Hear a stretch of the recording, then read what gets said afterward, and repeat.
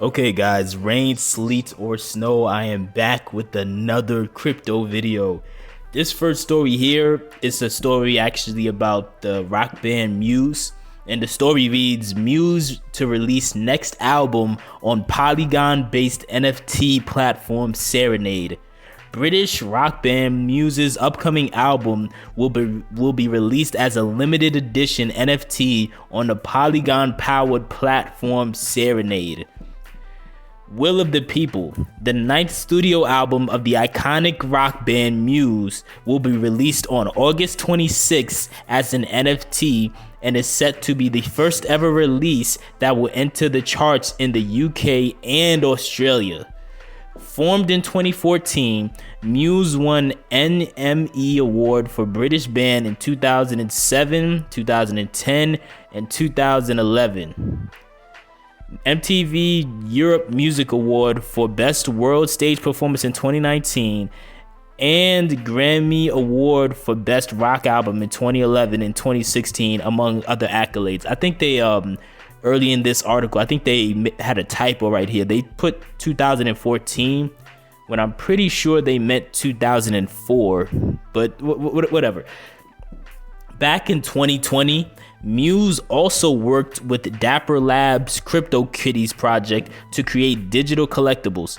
Will of the People will be sold via Serenade, the quote-unquote eco-friendly platform that helps artists to capitalize on the NFT boom. Muse have always had a great appetite for innovation and pushing the boundaries of how they deliver their music to fans. So using this technology to elevate the experience of their new album made a lot of sense, Serenade CEO Max Shand told Decrypt. According to Serenade's website, the platform uses layer 2 solution Polygon to mint NFTs. The company calls Polygon's proof of stake mechanism far more efficient. It makes it far more efficient than Ethereum's current proof of work consensus algorithm. All Serenade's NFTs are minted on the Polygon chain because we value its affordability and eco-friendliness. That kind of, I had to pause for a second because I'm like, well, see, a lot of these projects, I guess it just boils down to preference, because you would think if you cared so much about eco-friendliness and affordability and also speed, you would think they would focus on trying to mint NFTs on like Hedera or when the Flare technically is already launched, so you would think people would be looking towards Flare or then even the XRPL, because Charles, if I'm not mistaken, David Schwartz did say that XRPL, they are working on giving it like smart contract capability. That it's neither here nor there, but they chose Polygon, so I'm gonna keep reading here. On Serenade, we bear gas fees on behalf of all our users. See, you wouldn't have to bear gas fees if you use the platform like Hedera, or you wouldn't have to bear high gas fees if you use Hedera. Okay, I gotta stop rambling. So we bear the gas fees of all our users, artists, and fans because we want to replicate the frictionless shopping experience today's customers are used to, and Polygon allows us to do this at scale. I don't fully agree with that, man. But Serenades, they're partially, they're right, but I don't know, man. I think there's better solutions even than Polygon. I like Polygon, but I think there's even better solutions than that. But continuing, Serenade's one notable feature is that the platform doesn't require users to create a crypto wallet before purchasing NFTs, and people can use debit and credit cards to purchase NFTs on the site. Users can also use their existing Bitcoin or Ethereum wallets linked to Coinbase. As further explained by Shand, when a fan signs up on Serenade, the platform automatically creates a digital wallet on their behalf using Web3 infrastructure authentication solution Web3 Auth. The fan then has the option to store their NFTs in their Serenade collection or transfer it to an external wallet of their choice, Serenade's CEO told Decrypt. So I actually think that that is like a really smart way to go about it.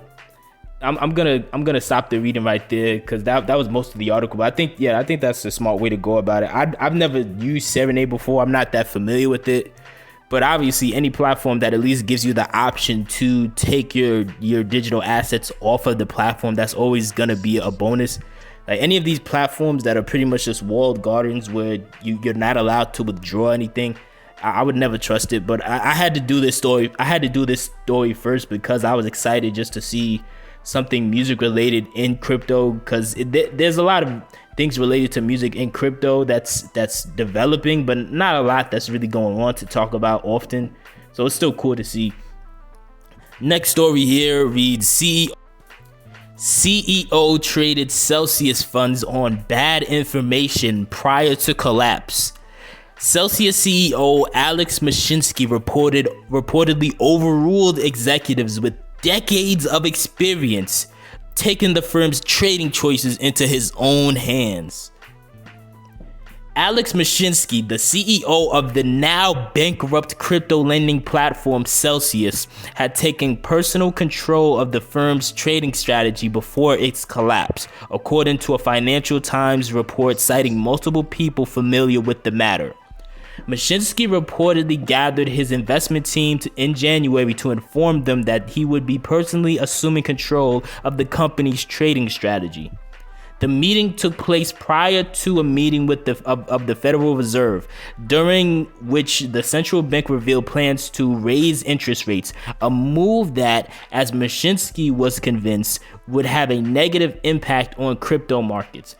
By that time, the price of Bitcoin fell from its November high of almost $69,000 to levels closer to $40,000.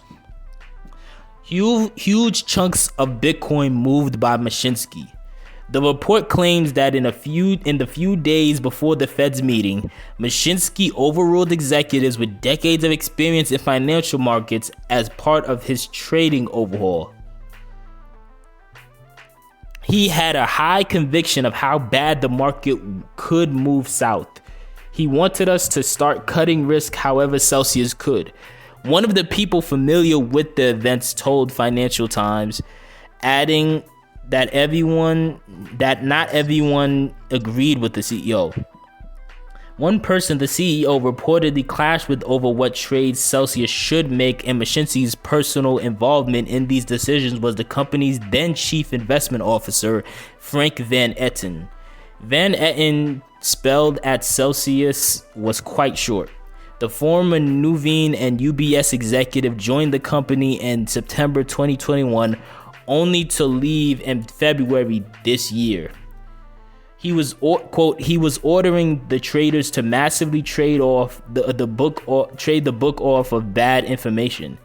One of the sources told the Financial Times he was slugging around huge chunks of Bitcoin. Now, I'm gonna, cut it short right there, but that to me is definitely very interesting because again, because on one hand, who knows, this could be information that's put out just to try to make certain people look bad, but I doubt it because I don't trust anything related. At this point, I lost all faith and trust in anything related to Celsius, and especially the CEO Alex Mashinsky. So I have every reason to believe that this story actually is 100% true. Like from what it sounds like these guys might have gotten some insider information and he was just moving off of that. And then again, this just further proves that there are whales controlling the market. People love acting like, oh, there's not whales doing this and there's not whales manipulating that. You have somebody here who apparently is a trusted source who straight up said, hey, he was moving what literally they called it huge chunks of Bitcoin. What do you think that means? They're not talking about, a couple $1,000s worth of Bitcoin. They're talking about millions of dollars worth of Bitcoin. That is more than enough to completely just move the market in whatever direction they want.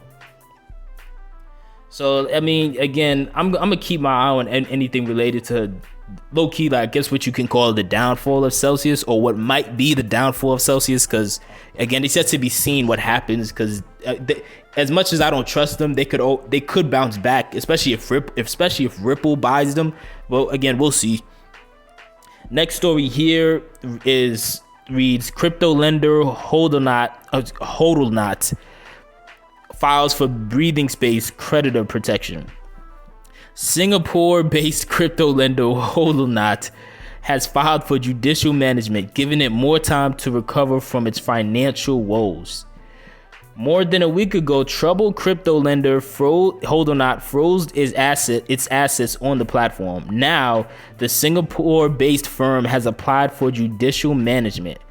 Hodonot is a crypto lender that lets users deposit cryptocurrencies like Bitcoin and Ethereum and earn interest. It is one of many crypto lenders to be struck down during the latest downturn in the crypto market. First and foremost, the application, which was officially filed on August 13th, will prevent the firm from having to sell its assets to make up for any shortfall on its books.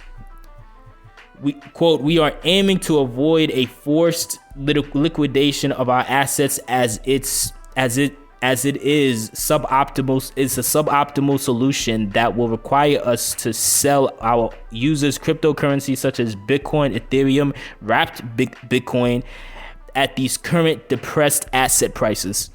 Today's announcer read. So again, you're just seeing these platforms, they're falling left and right. I'm not gonna say falling. I'm hesitating whenever I want to say that they're collapsing, because I'm not trying to be negative, but to me, it looks like a lot of these platforms, again, a lot of them were caught up in dirty practices. A lot of them are doing shady stuff, and it's like that old saying where once you get into a bear market, that's when you find out who was swimming naked. Like, a lot of these people, a lot of these platforms, a lot of these companies, they're getting caught slipping. They're getting caught with their pants down, and they're not in a position where they actually could survive. But again, we'll see what else happens. Next story here is also tied to Celsius, and it reads, Celsius gets approval to sell mined Bitcoin to pay for operations. So the other day, you know, it was announced that people tied to Celsius were trying to actually block this from happening, but the judge apparently approved it. So we're going to get into it now. Crypto lending company Celsius landed approval from a New York bankruptcy judge to sell Bitcoin generated from its mining operations. Troubled crypto lender Celsius has caught a break after the judge overseeing the firm's bankruptcy case gave it permission to sell newly mined Bitcoin, per a Law 360 report. Judge Martin Glenn of the Bankruptcy Court for the Southern District of New York made the decision on Tuesday despite the initial objections, including those related to the cost of Celsius Bitcoin mining operations.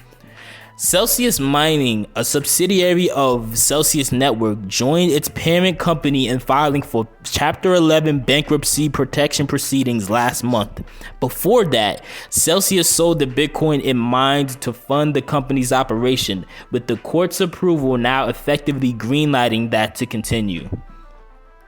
Mined a total of 432.30 Bitcoin, worth about $10 million at current prices in July, according to a document filed ahead of the hearing. The company's projected operational and capital costs exceeded that amount. Wow, that's interesting. So I'm not aware enough to know if that'll be a good or bad thing if Celsius, you know, ends up selling all this mined Bitcoin. Are they going to sell it on the open market? I doubt it. I really doubt that would happen. I think most likely what's going to happen is they're going to just do whatever these platforms do, where they give it. I don't know how these OTC platforms work when it comes to dealing with these big companies and trying to move this much money and keeping it under the radar. Because again, how do you keep something like this under the radar? I don't know. Next story here, it reads, SEC sues Dragonchain for $16.5 million for the Dragon token ICO.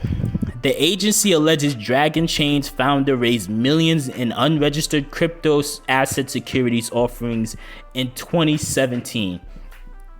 I'm not even reading this story. Because again, until they call out Ethereum, you shouldn't have the audacity to sue anybody. Because again, the SEC has no integrity. They are a joke. Jay Clayton is a joke. William Hinman is a joke. Gary Gensler is a joke. Everybody tied to that organization, they are a joke. They do not care about investors. Again, you have this major elephant in the room with Ethereum, and you literally refuse to hold them accountable. I don't have any respect for that, man.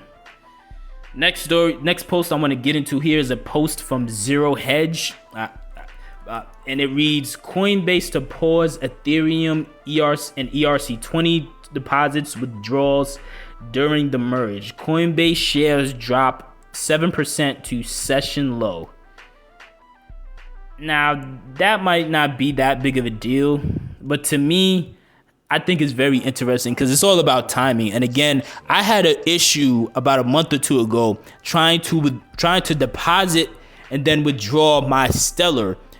So I think, and it's not just me, a lot of people have had deposit and withdrawal issues with Coinbase. Coinbase stopped their affiliate program. There's a lot of stuff that is giving us the impression that Coinbase is on the cusp of a liquidity crisis.